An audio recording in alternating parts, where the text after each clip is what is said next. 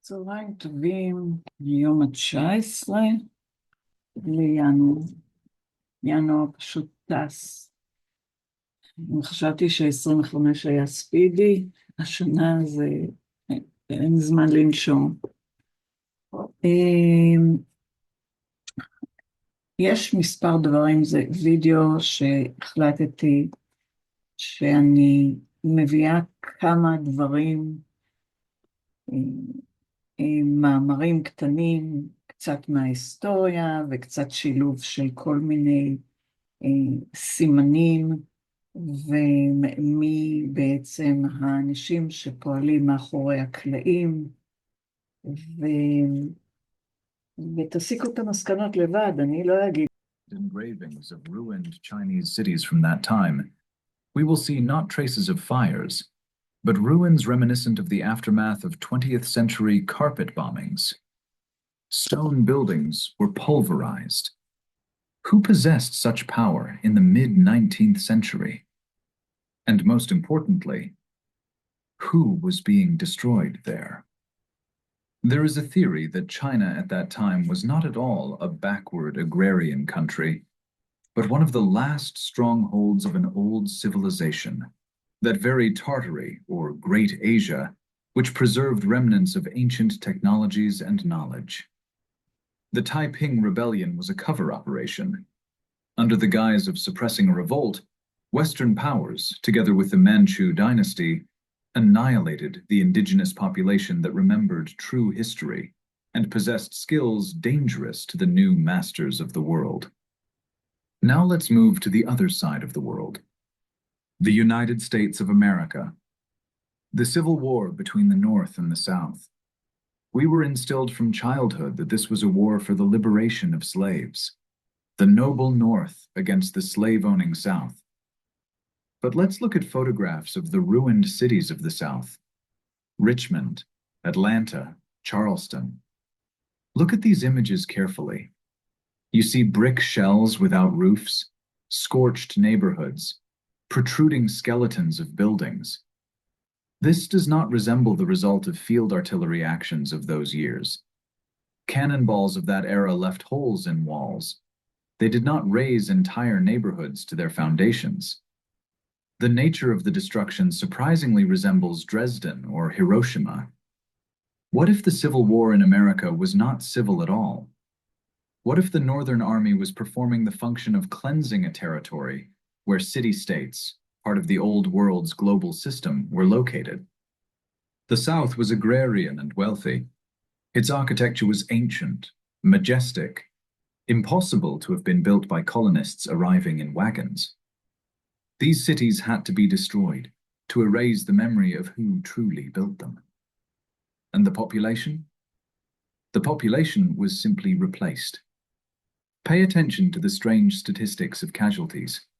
Official figures grow with each year of recalculation. Initially, they spoke of 300,000.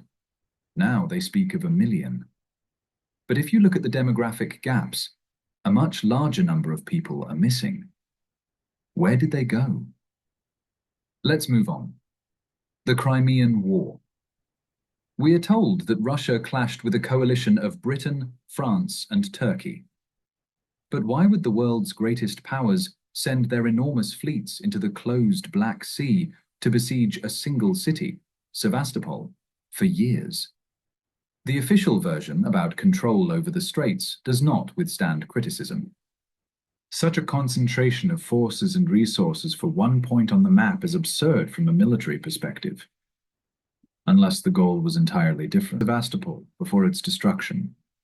These are cyclopean structures, carved into the rock, with underground communications that could not be built with a pickaxe and shovel under enemy fire. Sevastopol, like many other star fortresses around the world, was an object of ancient infrastructure. An energy hub? A logistical center? We don't know exactly. But we do know that the coalition relentlessly wiped it off the face of the earth with maniacal persistence. They bombed it not to capture it, but to destroy it, to level it to the ground, to turn antiquity into rubble. And pay attention to the soldiers' uniforms. French, British, Sardinians, they all look identical, as if dressed from the same warehouse, a standardized invasion army. And against whom? Against similar soldiers in similar uniforms. This looks like a fixed match, where two armies destroy an ancient city, and at the same time dispose of the surplus population of their own countries in senseless, bloody assaults. Now, look at the most tragic and mysterious conflict, the Paraguayan War. 1864, tiny Paraguay against giants, Brazil, Argentina, and Uruguay. The outcome of this war is monstrous. Up to 90% of Paraguay's male population perished. 90%. This is not a war. This is genocide. This is a total cleansing of the territory to zero. Why? What was Paraguay hiding? Historians say that Paraguay was an incredibly developed, self-sufficient country, with railroads and telegraphs built without British loans. It was a country system that fell outside the control of London's financial clans. But there is another version. Paraguay was a refuge. There, deep within the continent, enclaves of that very previous civilization were preserved, attempting to survive after a global catastrophe. A coalition of neighbors, armed and financed from outside, simply came and physically eliminated all carriers of the old genotype. Women and children were left to mix blood and create a new, obedient people. But the men, who remembered freedom and technology, were cut down at the root. All of this leads us to a chilling thought. The 19th century was a time when some third force was operating on Earth, a force that coordinated strikes, supplied weapons, and rewrote history in real time. We see traces of weapons used that surpass in power everything that officially existed at that time. We see melted forts in America and Europe.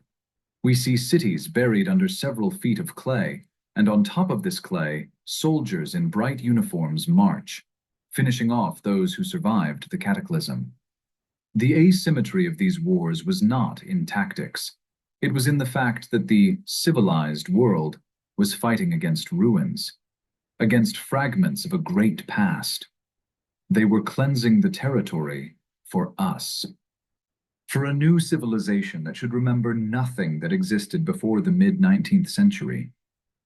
And to hide the traces of this crime, they invented the terms industrialization, colonial wars, and civil conflicts. But you cannot deceive mathematics. The demographic collapses of that time scream that the Earth's population decreased not by percentages, but by orders of magnitude. And now we will try to understand exactly how this happened and what technical means were used for it. Let's set aside emotions and turn to dry, ruthless logistics. Any military expert will tell you that war is primarily about supply. For an army of 100,000 people to operate effectively in foreign territory, it needs tons of food, fodder for horses, gunpowder, lead, and medicine daily. Official history claims that in the mid-19th century, all of this was delivered on creaking carts over muddy dirt roads, or by sailing ships dependent on the wind.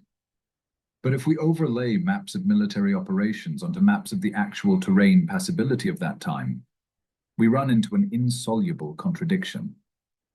The scale of operations in China, India, and America is technically impossible with the level of transport development that we are told about in school. Take, for example, the so-called colonial conquests.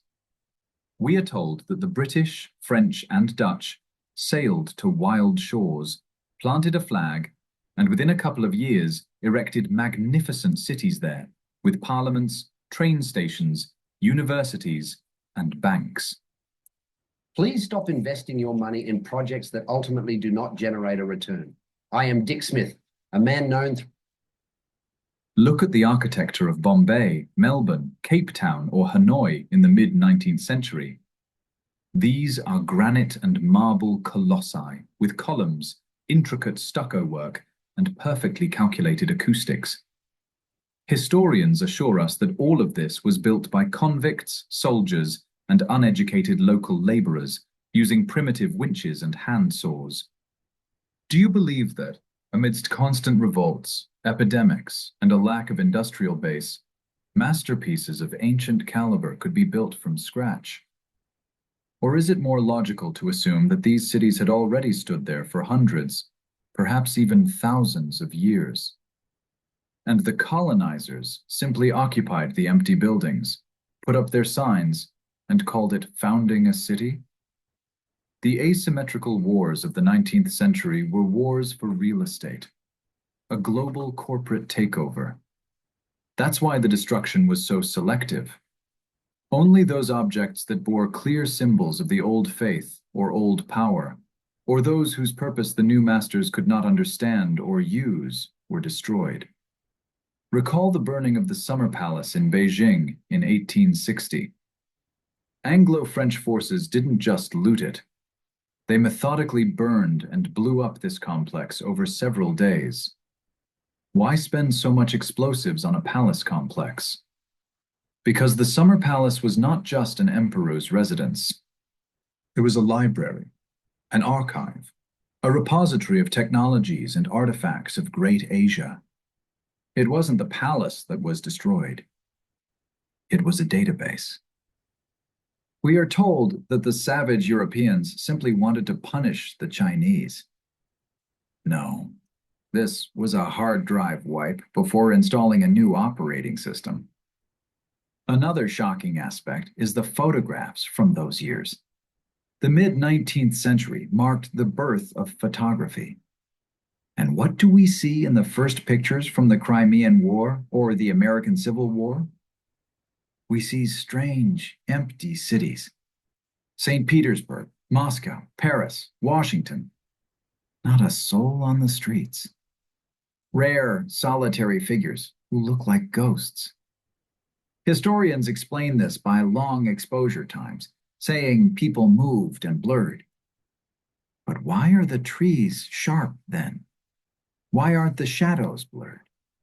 Why do we see clearly standing soldiers in some photos, but the city around them is deserted?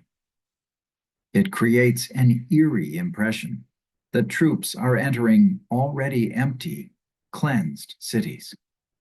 Cities from which the population had disappeared even before the army arrived. Perhaps the wars were not fought against armies, but against the remnants of survivors after some cataclysm that had devastated these metropolises. The armies of the 19th century were marauders who came to the ruins of a great civilization to finish off the survivors and appropriate what remained. Note the so-called architecture of ruins, popular in paintings of that era. Artists painted ancient ruins not because it was fashionable. They painted from life. The entire world in the mid-19th century was littered with ruins. And these ruins were not ancient in the usual sense. They were fresh destructions. Military actions were carried out to completely level what could not be restored, and to bury the first floors of what was decided to keep with soil. This is where the cultural layer of several feet came from, covering the first floor windows around the world. This did not grow in 100 years. These are the consequences of an engineering operation to conceal the true ground level. Wars and the burying of cities proceeded in parallel. While some regiments finished off resistance in the mountains of the Caucasus or the American prairies, other engineering battalions filled the streets of European capitals with clay and earth, creating a new landscape. But who was the enemy? Who exactly was being cleansed? Look at the maps of Tartary, which were still printed in encyclopedias until the mid-19th century, and then suddenly disappeared. This is a gigantic territory, from the Ural Mountains to the Pacific Ocean, from the Arctic Ocean to India. This is not a desert. Hundreds of cities are marked there, Where are they now? Official history says that nomads lived there in yurts, the kind not shown to the general public, finds the foundations of enormous stone structures in the Siberian taiga, in the steppes of Kazakhstan, in the deserts of Turkmenistan. The asymmetrical wars were waged against a confederation of free city-states that did not submit to a single center in London or the Vatican. Their technological way of life was different. Perhaps they did not possess firearms in our understanding, using other principles of defense: sonic, vibrational, energetic, which ceased to work after a change in the planet's physical conditions, that very cataclysm. And then they came to finish them off with primitive but effective gunpowder and lead. And here we come to the most terrifying question. Where did so many soldiers for these wars come from? If the population was partially destroyed by a cataclysm, where did the million-strong armies of the North, in the United States, or the colonial core of Britain come from? There is a frightening theory about cloning, or artificial human cultivation. Remember the strange orphanages and incubators that opened en masse around the world precisely in the mid-19th century? A huge number of orphans, whose origins are obscure. These children were drilled, deprived of history, given new surnames, and sent to the army or factories. They were ideal cannon fodder, people without a past, without ancestral memory, absolutely obedient to the system. A new army for a new world. Their task was to kill the old humanity, and judging by the demographic gaps and the change in the ethnic composition of many regions, they accomplished this task brilliantly. Now, prepare for your skepticism to undergo its most severe test. We have reached a point of no return in our investigation. If previous facts could still be attributed to coincidences or chroniclers' errors, we will now touch upon things that are physically impossible to explain within the official paradigm. Let's talk about technologies of destruction. Look at the forts and fortresses that were supposedly bombed in the mid-19th century. Fort Sumter, Fort Pulaski, fortifications near Paris or Kronstadt. We are told they were fired upon with cast-iron cannonballs filled with black powder. But what do we actually see? We see melted brick. We see granite that flowed like wax. The melting point of granite is about 2200 degrees Fahrenheit, about 1200 degrees Celsius. Brick melts at even higher temperatures. A black powder explosion does not generate such temperatures even at the epicenter, let alone enough to melt multi-foot walls into a vitreous mass. This phenomenon is called vitrification, and it is found everywhere in the ruins of that era. This means only one thing. In the so-called wars of the 19th century, weapons of a completely different class were used. Perhaps plasma weapons, perhaps high-power thermal weapons, the operating principle of which is unknown to us today or is classified. The asymmetry of this war lay in the fact that one side, the conditional cleaners, had access to orbital or atmospheric strike technologies, while the defenders, the inhabitants of the old cities, were deprived of this protection, perhaps due to a preceding global system failure. Imagine the situation. You live in a high-tech city, but your dome is offline, power is gone, and then they arrive. Those who call themselves the new power. They don't storm the walls. They simply burn out neighborhoods with directed pulses, turning stone into lava and people into dust. And then, 50 years later, historians would write that it was a fire in an ammunition depot or a lucky mortar shot. Look at the great fires of the 19th century. Chicago, Boston, Spokane, Seattle, Moscow, Kiev. Dozens of major cities burned to the ground following the same scenario. The official version is always laughable. A cow kicked over a lamp, a spark landed in hay. and from this spark, acres of stone and brick buildings burned down. Fire spreads so fast that people don't have time to escape their homes. Steel melts and flows into storm drains, and stone crumbles into sand. These were not fires. These were carpet bombings, or the use of directed energy weapons. This was a deliberate operation to destroy the architectural heritage of the previous civilization. Cities didn't just burn, they were cleared to zero, so that primitive red brick boxes, which we now consider historic buildings, could be built in their place. Note, after these fires, city layouts often changed dramatically. The star-shaped street structures were destroyed, replaced by a dull, easily controllable grid. But the most terrifying thing lies not in the destroyed homes, but in the substitution of the very essence of human existence. The asymmetrical wars of the 19th century were wars against memory. It was during this period that not only residential areas, but also gigantic libraries, archives, and museums burned down all over the world.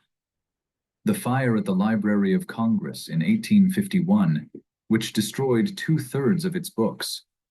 Fires in European archives. אוקיי, זה החלק הראשון שרציתי להראות לכם, שכל המלחמות, ותתאימו את זה גם לעכשיו, הם לא משנים את הגישה. אותם אנשים ביצעו את המלחמות בעבר, הם מוחקים מדינות, הם מוחקים אנשים, והם עושים מה שהם קוראים לזה תמיד בכל מיני גינויים, New World Order, Great Reset, יש להם כל מיני טכניקות. אז שתדעו שאחד הדברים שכמו שעכשיו שביצעו באוסטרליה, ישר ביצעו, שילמו למישהו לבצע, להוציא את הרצח של האנשים התמימים, כדי שיוכלו לקחת, להוציא חוק שלאנשים לא יוכלו להחזיק נשק. אבל מי כן יוכל להחזיק? את אלה שהם מתכננים כבר מוכנים לבוא להשמיד אותנו. אני רואה את זה כבר מזמן בקטע הזה באוסטרליה, כל המנהרות שהם בונים מתחת בשם החלפת צנרת, שצריך צנרת הרבה יותר גדולה, יש יותר אנשים, כל הביופים למיניהם שמחדשים והם עמוקים, בקיצור, אותם אנשים מבצעים את אותם פשעים, ובישראל, הייתי אומרת, אין שום סיבה בעולם שאתם תצאו פעם לבנון, פעם סוריה, פעם חות'ים, פעם עזה, ועכשיו איראן.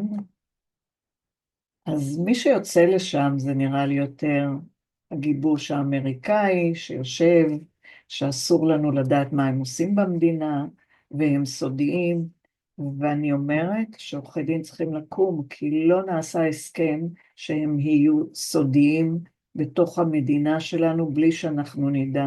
ייקחו, יחפרו להם מתחת בסיסים, וחלקם היו שלנו, כאילו העבירו את זה לדרום, את שלנו, כי לא צריך את החיילים שלנו יותר, צריך הרי גם להשתמש בהם, וגם למחוק אותם, ולמחוק את האוכלוסייה הקיימת.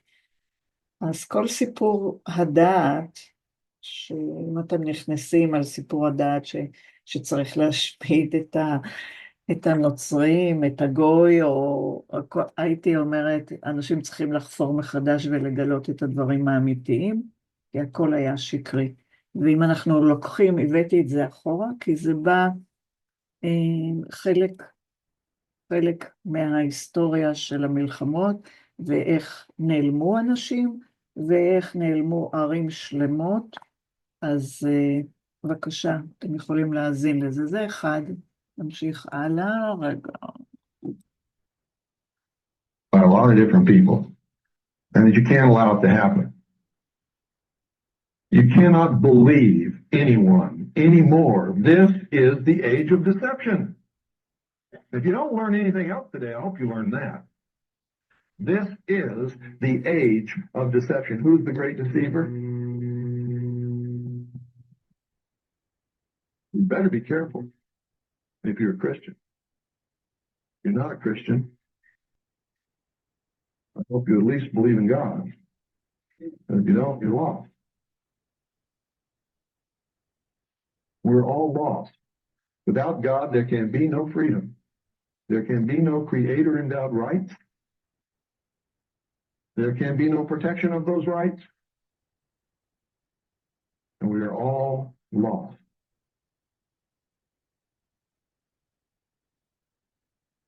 I don't want to be lost. It's a terrible state to be in.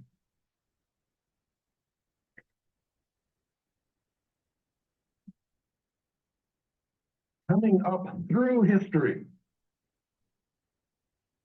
these people have always been the ones who have guarded technology, who have guarded knowledge. Why do you think it was that nobody was allowed to read a book in Europe for thousands of years? Do you really think it would have hurt them if the common man could read books? Not just religion, but everything. They couldn't control man with the hidden knowledge anymore. What upset the balance of power in the world more than anything? The printing press. Why do you think President Bill Clinton calls me the most dangerous radio host in America and has sicked the IRS, the BATF, and the FBI on me? Because I didn't believe them when they told me that I was just one lonely little person and there wasn't anything that I could do. I've never believed it. Many of you are sitting here thinking that right now. I'm just one lonely little person and nothing that I can do. This is all terrible news, but what can I do? And you'll go home and you won't do anything because you convince yourself that you can't. Well, you see, I just never believed that. I just couldn't believe that because you know why? Because I'm a Christian. I'm not trying to insult you or say that if you're not a Christian, that's bad or anything like that.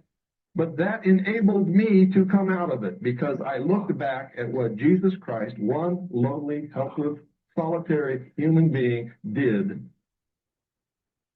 and enabled me to do whatever I want to do. See, he lit the way for me. You know, have lost their identity, really don't know if they're Americans. They think they're the US citizens. So there's a breakdown in them actually knowing who they are. Can you speak to that, Sheriff Adam? Well, I know that we were unlawfully converted into a thing instead of a living man or woman. And, by tacit agreement. And then as time goes on, they say that you acquiesced into that system because you didn't know any better to rebut it or challenge it. And even if you did, then they would make your life a living hell if you tried to live in the private, which is your God-given inherent right, is it not? So that's one of the things that I notice now, like with anything to do with licensing or registration.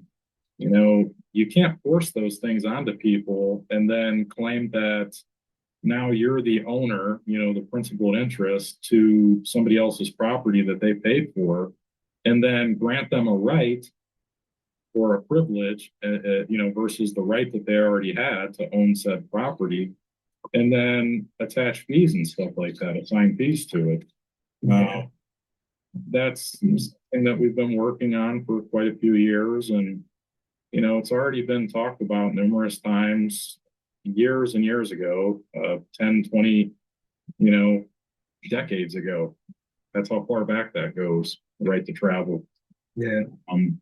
You're not operating anything commercially, you're not driving, but when they play the word salad game and start changing terminology around, that's why people are duped, and then they make it almost impossible to be able to find things that you would need to be able to uncover the fraud. But, some of us are smart enough to think outside of the box and, communicate with other like-minded people and figure it out. So And a lot of that'll take you across oceans, you know, and that's where you start really getting into some things. So, Yeah. Well, I'll talk about the identity breakdown. Here's the most part that people don't talk about, really. The Americans are confused about their own identity, you know, not because they're uninformed, but because the system is layered, so complex, so bureaucratic, and not even experts struggle to explain it clearly to the people. Ask 10 people what it means to be a citizen, and you'll get 10 different answers. mhm. Ask them who has the authority over what, and you'll see them hesitate. Ask them what rights they actually possess, and you'll hear them with uncertainty. This isn't a small crack, it's a canyon. You know? Because when the people don't know what they're doing within the system, they can't understand what the system owes them, you know, or what they owe the system. It's just kind of back and forth, and they feel unanchored, unrepresented, and uncertain. And uncertainty breeds frustration, you know. Just that identity crisis that we're going through to kind of break down something that we haven't been taught in school. Just that word citizen. There's another word that people mainstream don't talk about. That word is national. There's a difference between a citizen and a national.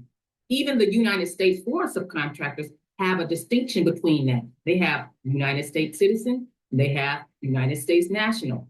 So also do we. We have an American state citizen and American state national. The identity that we have as sovereign people is national.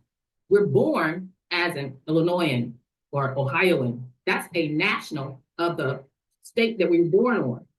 Now, when we decide that we want to serve the government in whatever capacity, as a juror, as a militiaman, as a sheriff, we become citizens with a duty and an obligation according to whatever agreement we made with the assembly, because the assembly is the government.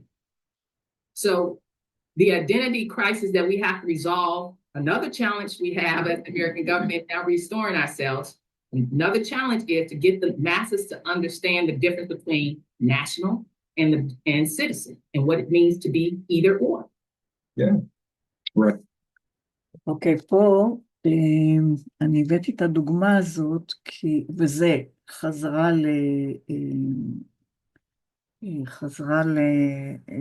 לתקופה אחרת לגמרי. מה שהם ביצעו, כפי שאני תמיד הסברתי, זה התרמית של התעודות לידה, איך הם הופכים אותנו ללא ידיעתנו לבוא, לקחת תעודה מהתאגיד, ואז אנחנו נקראים אזרחים, כאשר במקור אנחנו ריבונים, national, אז היא באה להראות את ההבדל שהאמריקאים מבולבלים, הם בעצם לא יודעים מי הם, אבל כל עוד שהם מחזיקים באותן תעודות, כמו שאצלנו יש תעודת זהות, זו אלה המרמה, ואנחנו כפופים לאותו כובש שלקח בעלות על אותם משרדים, ומכתיב לנו חוקים שבסופו של דבר נהיה חסרי כל, ומי שינסה להתנגד יהיו לו כנסות, הוא יהיה בכלא עד שהוא יחסלו אותו. תבינו, הסיפור של תומר איגס, זאת דוגמה קלאסית לאחד שישב בתוך המערכת שזה הם השתלטו, אם זה על 8200, אם זה אמ"ן, אם זה שב"כ, אם זה משרד הביטחון, שהם הכניסו את האנשים שלהם, וכאילו סודי, ואנחנו לא יודעים כלום, אסור לנו לדבר, אסור איך השתיקו את ההורים שלו, כשהכניסו אותו לכלא, וזה הדבר הכי מזעזע שאפשר לעשות, כאילו, אתה מאמין שהבן שלך עושה הכל לטובת המדינה, מה פתאום שהוא יעשה כזה דבר? איך ייתכן? והם נאלצו לשתוק ולא להגיד מילה, עד שהבן שלהם רצחו אותו, ואז כולם שתקו, כל האנשים שישבו בבית שתקו, הרי ברגע שזה קורה לאחד מאיתנו, זה קורה לכולם. אז מה עושים עכשיו החיילים האחרים? האמהות האחרות שמחות, יוצאות, מה זה מבסוטיות? הם הוזרקו, לקחו או שלא הוזרקו, לקחו והן בטוחות שהילדים עושים את העבודה עבור אנחנו, אנשים, לא. היום שהחיילים שלנו יעשו את העבודה, זה שהם לא ישרתו את התאגיד, הם לא ייקחו את התעודות הזהות, והם יכריזו שהם לא מבצעים הסכמים. הסכמים בתאגידים זה לא ממשלתי. הם מוציאים לכם מסמכים מסודרים לחתום על חוזה. חתמתם, החתימה שלכם שווה המון כסף. ברגע שחתמתם, אישרתם לקבל את זה שאתם מתנדבים כשכירי חרב, וכתוב לכם באותיות שמה, אל תדאגו, שאתם מסכימים לשרת את אותו גוף תאגידי ואת חוקיו. אז אם יגידו לכם לא להשתמש בנשק שמגיע מישהו לראות בכם, אם תשתמשו תקבלו קנס או תשבו בבית סוהר, אז מה אתם אמורים לעשות? ועדיין אתם שולחים את הילדים לצבא? עדיין אתם, כל אחד נכבה בין כלל, אבל אנחנו, מה נגיד לילדים? הראש שלהם חינכו אותם לדבר, אבל צריך להבין שאם נכנס כובש, וגילינו שזה לא הממשלה שלנו, גילינו את התרמית, למה להמשיך עם השקר? ניסו לרצוח את כולם, ממשיכים עם השקר. אז עכשיו עם מי הולכים להיפגש במשרד הבריאות? למען זה שה-World Health, איך זה נקרא? WHO, World Health Organization, סליחה, ברח לי. זה אותם פושעים. מי זה בעצם הפורום ה-World Economic Forum? זה נעשה על ידי אותם CIA, אותם נאצים, אותם אנשים שהקימו את כל המערך הזה. האום לא שייך לאף אחד בעולם, לא לאף אזרח בעולם בשביל לעזור. זו מערכת ששיקרה, ואנחנו יודעים היום הכל, הם כולם תאגידים, הם כולם למטרות רווח, הם בוזזים, הם גורמים למלחמות. עכשיו, יש קבוצה אחת שראיתי סוף סוף, שמגישה, שהולכת להגיש על רצח עם, מה שאני אומרת כמה שנים. ברגע שבאו והזריקו מוצר, ואנחנו יודעים בבירור כמה שנים, מוצר להרוג את כל האוכלוסייה, להשמיד אותה, זה לא היה משהו לעשות אותנו בריאים או משהו כזה, אלא להשמיד אותה. זה רצח עם. יום אחד אי אפשר ללכת לעבודה, כי אותם אנשים עדיין נמצאים. הם גם ביצעו את 7 באוקטובר.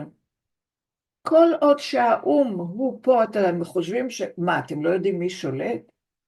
אם זה הרוטשילד, אם זה הוותיקן, האום, הם כולם גוף אחד להשמדה, והם משתמשים בכובעים השחורים יחד עם הוותיקן והכל, וכל התחפושות שלהם. כל התחפושות שלהם, זה פשוט אסור להמשיך דקה להתנהל באותה דרך שהתנהלנו, נגמר העידן ההוא. אחרת, כמו שראיתם בתחילת הוידאו, זה מה שישאר במדינה. תלכו לבתי קברות, תבדקו, תראו בעצמכם, אם לא כבר גמרו 2 או 3 מיליון, אני לא יודעת, ולכם זה נראה כאילו כלום, כי הם מביאים כל מיני מהגרים וכל זה, אבל תסתכלו בבתי קברות, מספיק לראות שם רשום על כל אחד התאריכים, אתם יכולים לספור, אם אין 50% ממה שהיה קודם בבתי קברות, אני בטוחה שהם הורחבו בצורה בלתי רגילה, אבל נשאר להם עוד, אז מה נשאר להם? עוד 7 מיליון, בוא נגיד עוד מתרבים, אבל הילדים שמתרבים הם כבר מזריקים אותם בחומר שהם כבר לא יחיו הרבה זמן. לצערי, אין מה ללכת לבתי חולים. אני גם עשיתי כתבה בפייסבוק, שאתם יכולים לקרוא. אין מה ללכת, הם שולטים שם, הם שלטו מתחילת המגפה, ונכון שיש אנשים שלנו שהם רופאים, הם נאלצים לעבוד לפי הפרוטוקולים. עכשיו, יש כאלה שיזהירו אולי אנשים, אבל הם מפחדים על מקום עבודה, מה הם יעשו? כל אחד מפחד. לכן, יש צורך. אם אנשים לא רצו לבצע יציאה מסודרת, כמו שהיא אומרת, אנשים צריכים לשנות את הסטטוס, להחדיר לראש שאנחנו אנשים חיים ולא פיקציות שנקראים אזרחים, כי זה השימוש של תאגידים. אז כל אלה שבקבוצות יושבים, קוראים לעצמם אזרחים, נציגי ציבור, פרט, כל השמות האלה זה כשאין אנשים חיים במערכת.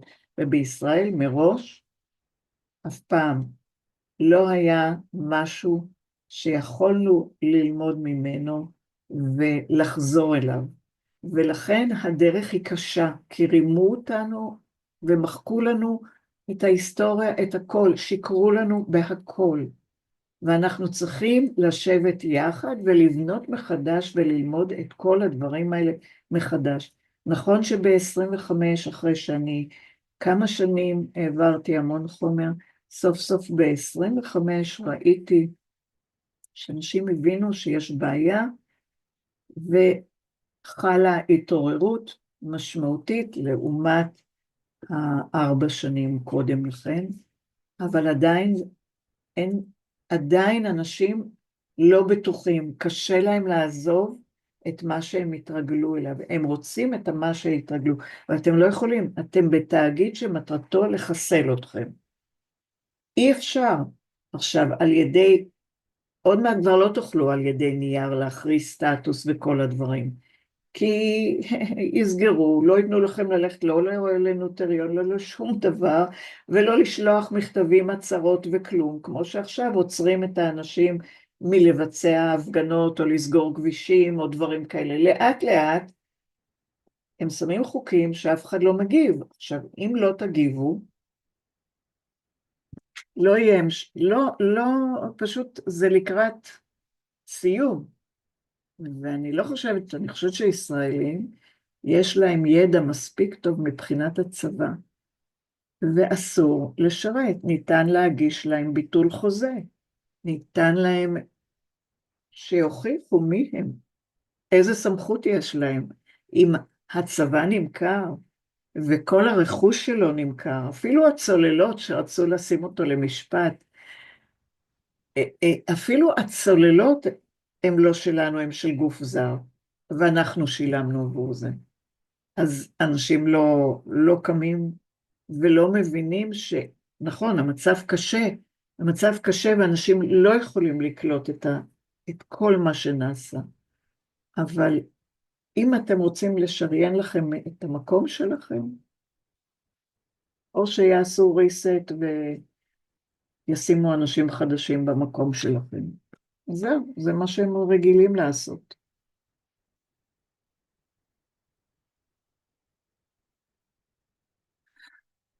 נמשיך הלאה. אוקיי.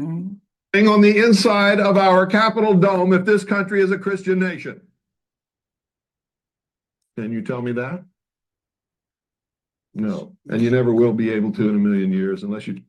ושוב ביל קופר המפורסם, שהוא ניסה להעיר אמריקאים בשנות ה-70 נדמה לי, 70, 80, 90, משהו כזה, אבל הוא אמר שכולם כל כך מטומטמים שהם לא רוצים לראות או להאמין על מה שמבצעים בעם האמריקאי. והוא אמר המון דברים שקשורים להיום, שישראלים, רק מהדברים האלה לשמוע כל קלטת שלו ולהבין כל מילה שלו חבל על הזמן, מה שהוא אמר על אמריקה. אוקיי. Turn around and admit the truth. The truth is it never was intended to be. The people in government for many years have been Christian. Are they now? Most of the people in our government now are not Christian, and that's part of the problem today. They have no morals, no ethical standards of behavior, and therefore anything goes. They're a pack of pathetic, chronic liars, which is the sign of a socialist every single time. Socialism believes in what? The supremacy of the mind of man, not in God. Anytime man has supremacy over everything, everything becomes what? Subjective. Subjective. If you're God, how can you do something wrong?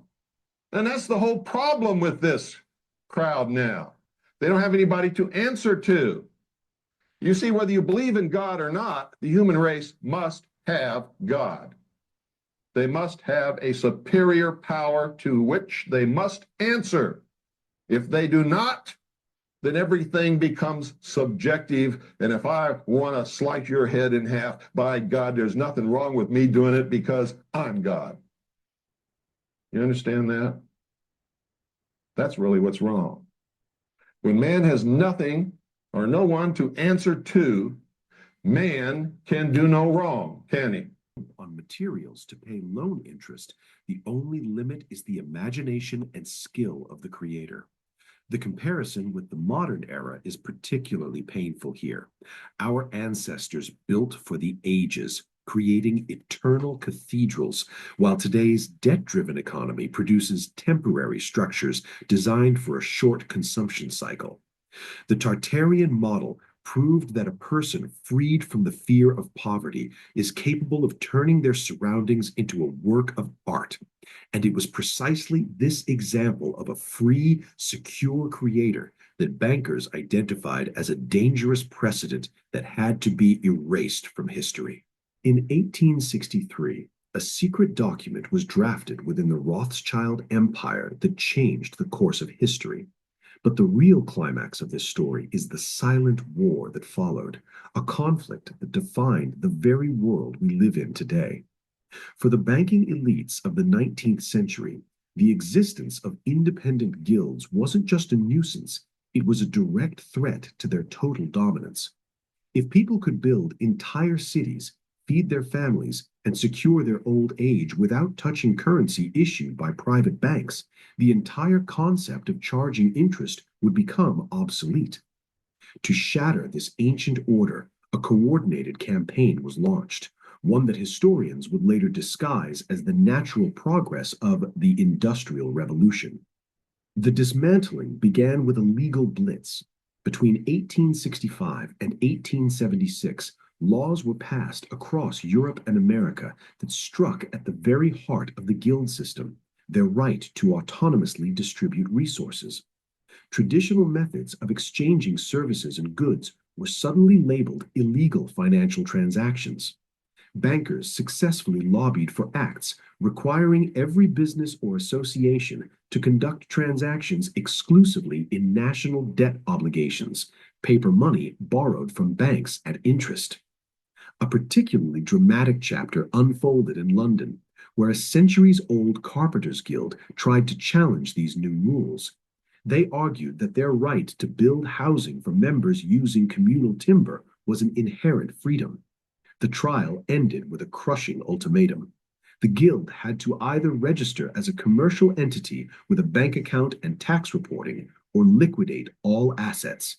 The choice was clear: join the debt pyramid or be branded a criminal organization. Systematically, master craftsmen were stripped of their access to raw materials. Communal forests and quarries, the literal foundation of artisanal independence for ages, were overnight transferred into private ownership of corporations tied to banking capital. A free master who once sourced stone from his guild's quarry suddenly found that quarry fenced off. To get the material, he now had to pay in cold, hard cash. To get that cash, he was forced to either take out a loan or sell his labor to the very person who had seized the quarry in the first place. This was the moment the creator was forcibly transformed into a servant. You, just you.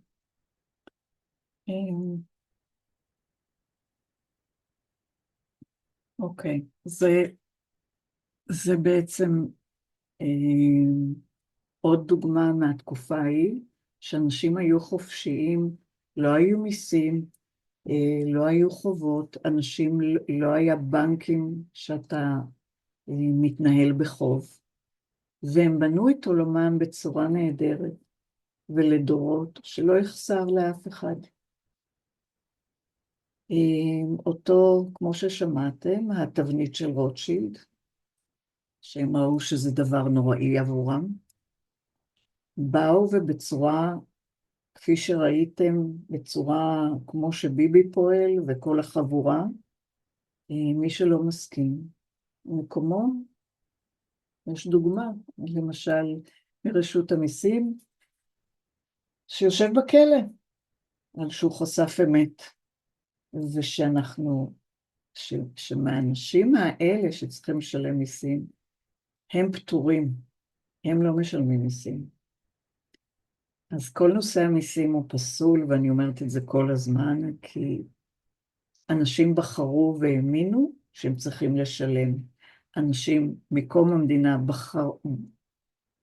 האמינו בחוקים והאמינו לשקרים, מצבנו קשה, שצריך לאסוף כספים וצריך זה, ולעבוד יותר קשה ולשלם יותר, כדי לפתח את המדינה, שהם לכו תדעו את מי וכמה הם השמידו באותה קרקע שעלינו, שבאנו לכאן או לפני, ומה בדיוק הם עשו. כי כל הנושא של חלוקת הקרקע, אם זה סוריה, לבנון, כל האזור הזה שהם חילקו, הוא לא היה שייך למלוכה הבריטית, כי היא לא הייתה קיימת. אז אדון רוטשילד והוותיקן והבוזזים עשו עסקאות, ותראו כמה שהם מכחידים היום את הקורדים, וכבר הרבה שנים. אף אחד לא עוזר להם, אף אחד לא מדבר על זה, אבל על עזה לא הפסיקו לדבר.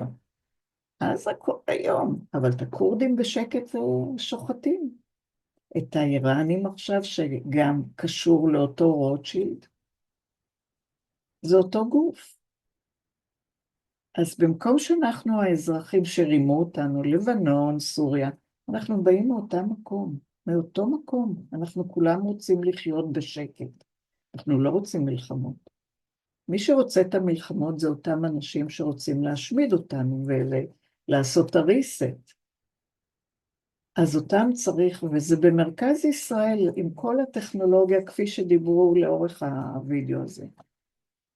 ואנשים פשוט חייבים. אין, כבר כמה שאני לא אומרת את זה. יהיה הרבה שפיכות דמים, וחבל מאוד שאתם שולחים את הילדים לצבא. אני יודעת שאתם אומרים, אבל מה נעשה? ולא מה נעשה, תבדקו, תלמדו. כשהילד נכנס לאתר, שהוא אתר של תאגיד, הוא לא אתר ממשלתי, אסור לו לחתום בשום אופן דרך האתר, ושום חתימה שהיא דיגיטלית. זה דבר ראשון. דבר שהוא מתחייב ל3 שנים מהחיים שלו, והוא נשבע לתת את גופו למי? למה? לא, אני פשוט, וזה שאימהות רצות ומרצות כמה חשוב להגן על המדינה, כשהן לא רואות את השקר, גילינו סוף סוף את השקר.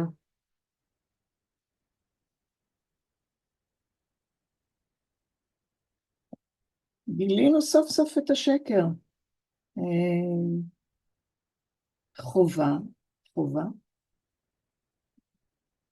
לעשות את השינוי. אפשר היה לעשות את זה כבר מהרגע ששחטו אותנו בדרום. אז בכל אופן, אני אנסה קצת מעוד דבר, כי אני חוששת שזה יהיה ארוך. כן, זה. פה אני מביאה מישהו שהוא היה בכת, של כל האילומינטי. אני לא יודעת אם הוא חי, אם לא רצחו אותו, כי אצלם אסור לדבר ולחשוף, אבל הוא הביא פה, זה 5 שעות וידאו, ואני לא, אני רק מביאה כמה דברים, אז אוקיי. Angels of darkness, because that darkness is absolute light.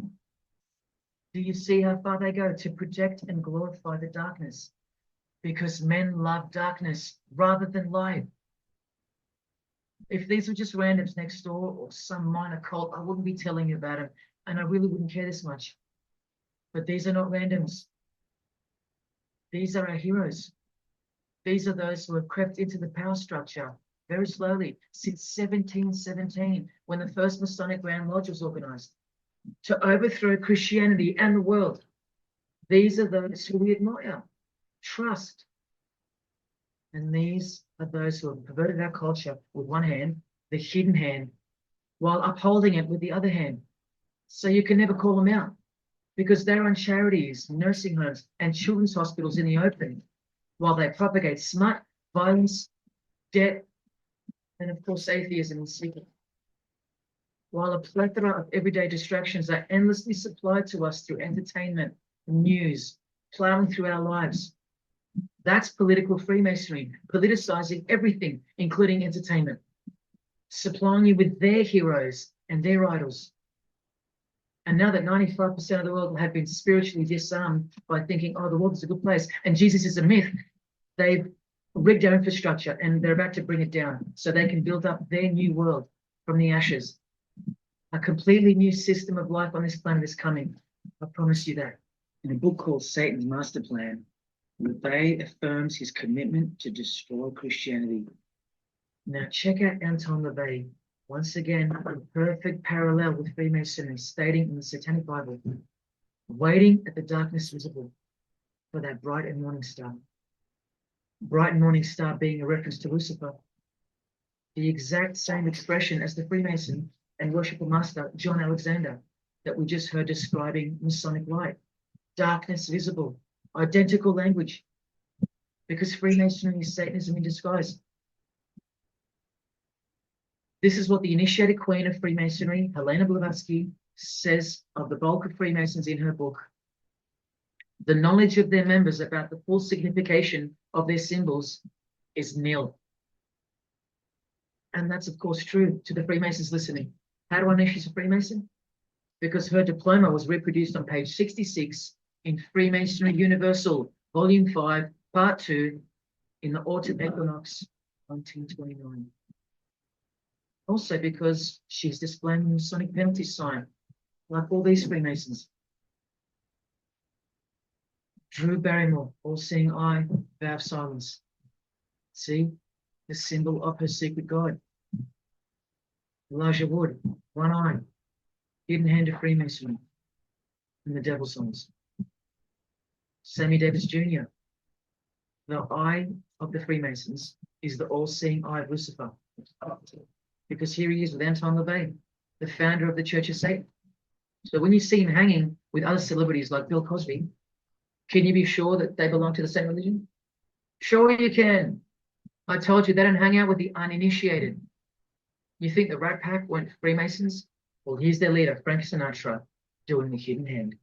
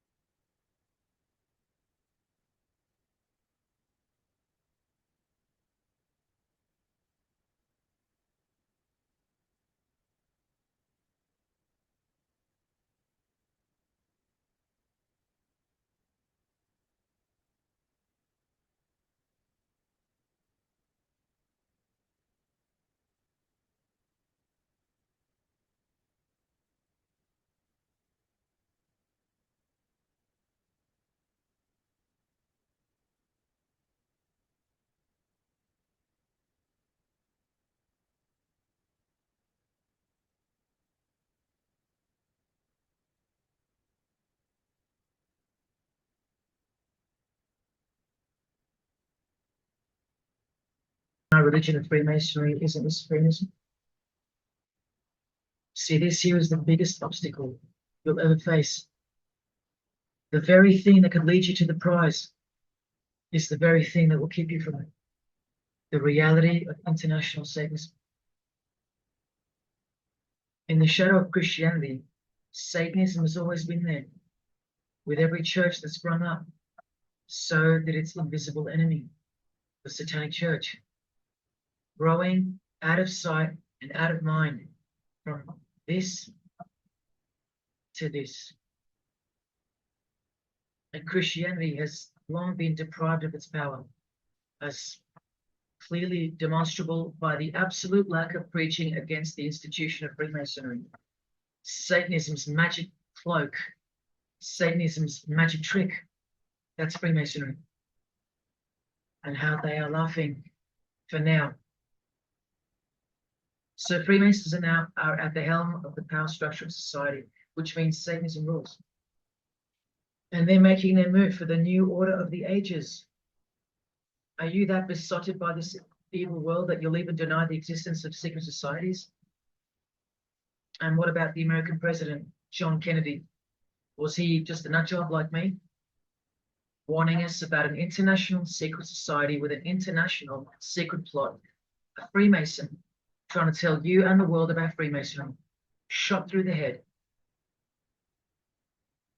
I've shown you who they are. I've shown you how they successfully operate with degrees of initiations and horrific and illegal oaths of secrecy. And I've shown you why they are a secret society. I've proven it to you. And only now that I've done that, I can show you in this many minutes what the shocking new order that Freemasonry has so cautiously been guiding us toward actually looks like. And of course, you won't believe that either. By now, there's a 98.5% chance that you belong to the world. And in that case, the world can do, will do, and is doing whatever the hell it wants to with you. And when all you have is the world, you'll do anything to hold on to it. Christian or not, most of you will follow this world straight to the slaughterhouse in the name of peace, safety, and progress, clinging to it, because all you love is inside it, blissfully ignoring people like me, warning you of who's really in charge of it. Men, women, actors, singers, businessmen, and politicians, all interlocked, whose God is named Lucifer. You've seen it with your own eyes, but now you can hear it with your own ears from this 33-degree Freemason in person, just in case the Masonic literature wasn't enough for you. And when I say you've been bred from childhood, I mean just that. Walter Disney was a high-ranking Freemason. He's a Masonic stamp dedicated to him, and he's very exclusive, Club 33, which stands for the 33 degrees of Freemasonry. And who's the god of the 33rd degree Freemason, Walt Disney? Well, Walter hides the answer in plain sight, because that's what Freemasons do. Firstly, the god of Mr. Disney is wicked. See how they veil evil with the cloak of innocence? What does the word veil itself conceal? Secondly, Walter's god is horny, symbolized by the horned god of the witches. And we all know Walt Disney loves magic, which is witchcraft. So the depictions of sex are hidden in plain sight as well. Remember, lust produces life, not love. So lust is purity. Lust is love for the high degree Freemason. And thirdly, he hides the number of his God's name in the open as well. No, that's not a 666 he's saying interwoven in the design. That would be ridiculous, wouldn't it? Not even when they separate the sixes from the name, all three of them, and place them together for you like this, in plain sight. No, not even then will people see. Do you think things are any better 50 years later? He's the eye of Lucifer in the Nickelodeon channel, and his lightning flash. Remember what they actually believe about Satan. From Freemason Helena Blavatsky's book, the secret doctrine, meaning the secret belief. Who was Satan? He's the angel who was proud enough to believe himself God, brave enough to buy his independence at the price of eternal suffering and torture, beautiful enough to have adored himself in full divine light, strong enough to still reign in darkness amidst agony. Helena Blavatsky is suggested as recommended reading by the Encyclopedia of Freemasonry right here.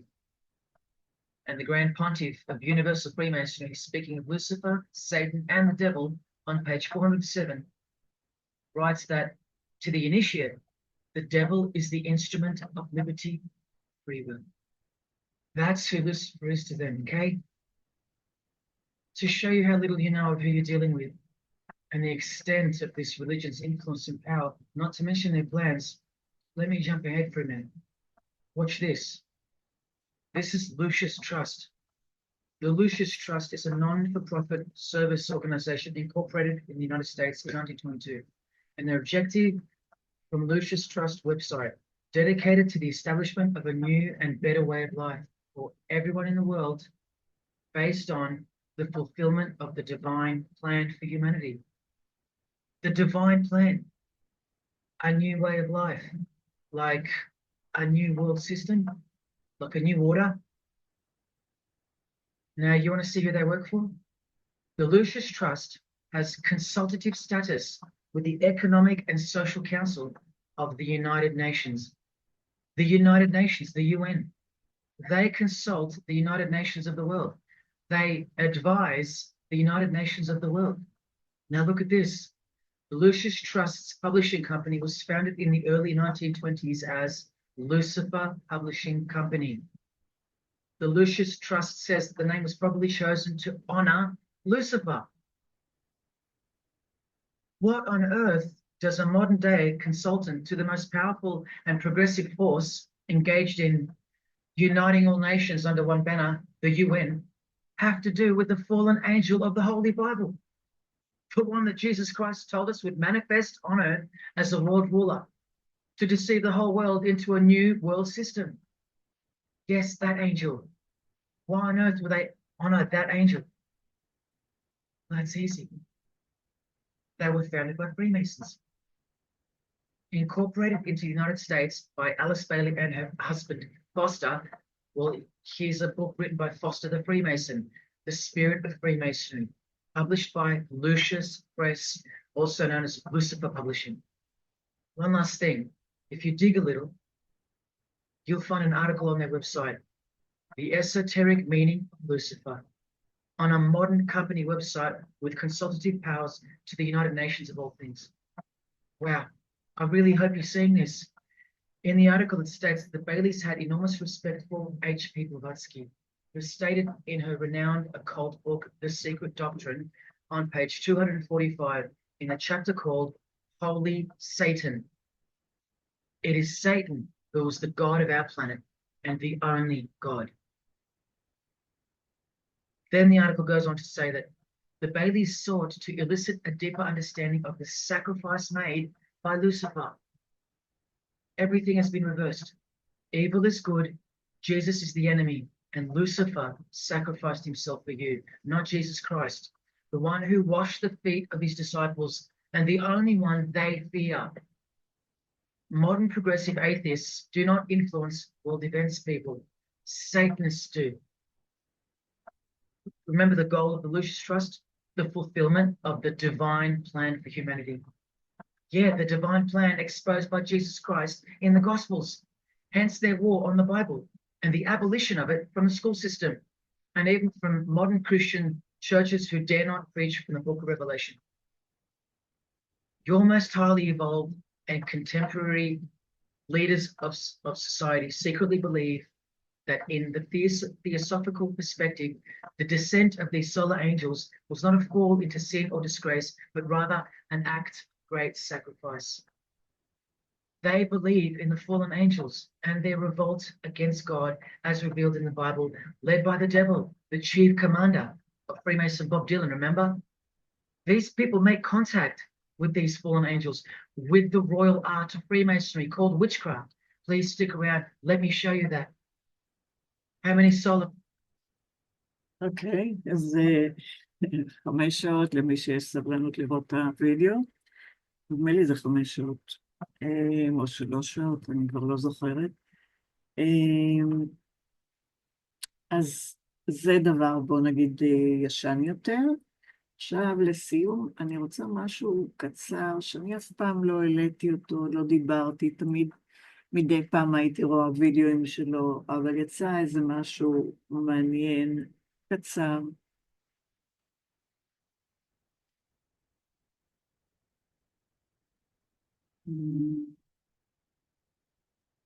בטוח שאתם מכירים אותו,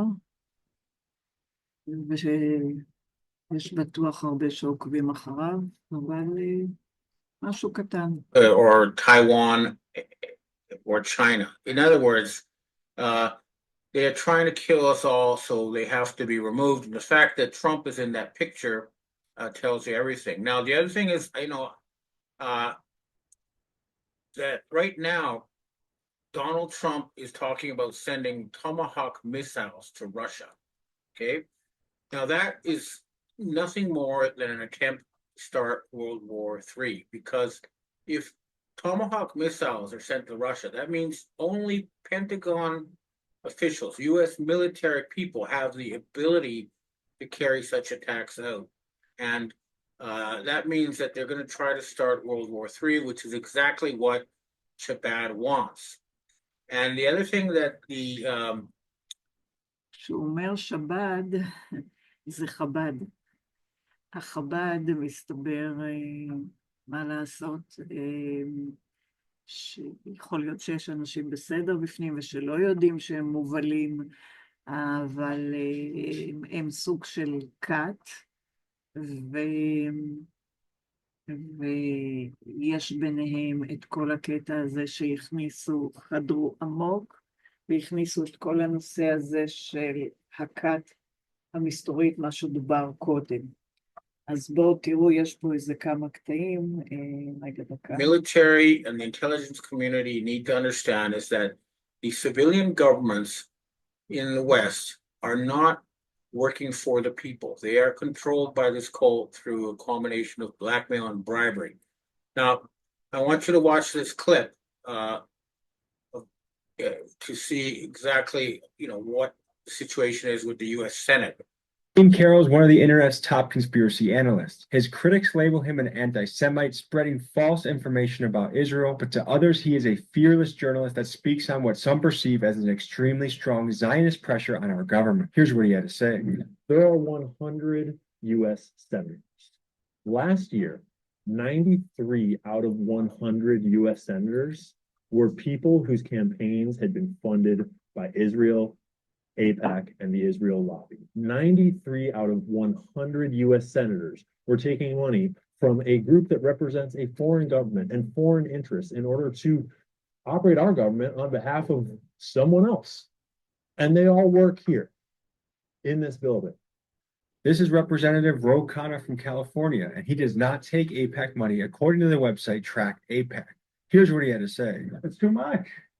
I mean, it's too much. All these super PACs impacts are too much. I don't take a dime of PAC money, lobbyist money, since I've been in Congress. And I don't believe in super PACs. And so I can vote my conscience. But if you have people who have a particular point of view, in AIPAC's case, they're basically whatever Netanyahu does is right. That's their point of view. And they're saying, okay, you don't take that view, we may come after you. So you can see that 93 out of 100 senators do not work for the American people. They work for Benjamin Netanyahu, who is himself a Satanist and is trying to kill people, which is, the majority of the people. This is just not right. This is not a system of government. This is a system of slavery. Understand how important this is. I want you to take a look at this picture here. Amen. This is the Trump cabinet meeting with the heads of the Chabad Lubavitch organization. These people are not Jews. They worship Satan. Their founder, Schneerson, has repeatedly said they want to kill everybody who does not worship Satan. They're going to kill 90% of humanity. and distribution of assets. All the money that was stolen from the people through central bank fraud will be returned. It should be several $100,000 for every man, woman, and child in the United States. So it's good that this thing falls apart. It should have happened a long time ago, but that is what we're going to do now. And there is no other choice. We're going through a very tough transition, but at the end of the day, everyone will be freed from Babylonian debt slavery. That's what we're working on. Now, the other thing that people need to be aware of is that there is evidence now we really are dealing with a rogue artificial intelligence. If you look at the huge amounts of money being spent on AI, on these mega databases by companies like Oracle, NVIDIA, and ChatGPT, you'd think that there's a business plan behind that. But no, the data shows that 95% of companies are unable to make money from AI. In fact, it's now turning out that AI is actually causing productivity to fall because lazy employees use AI to make reports that look plausible, but because AI cannot check facts, it's not connected to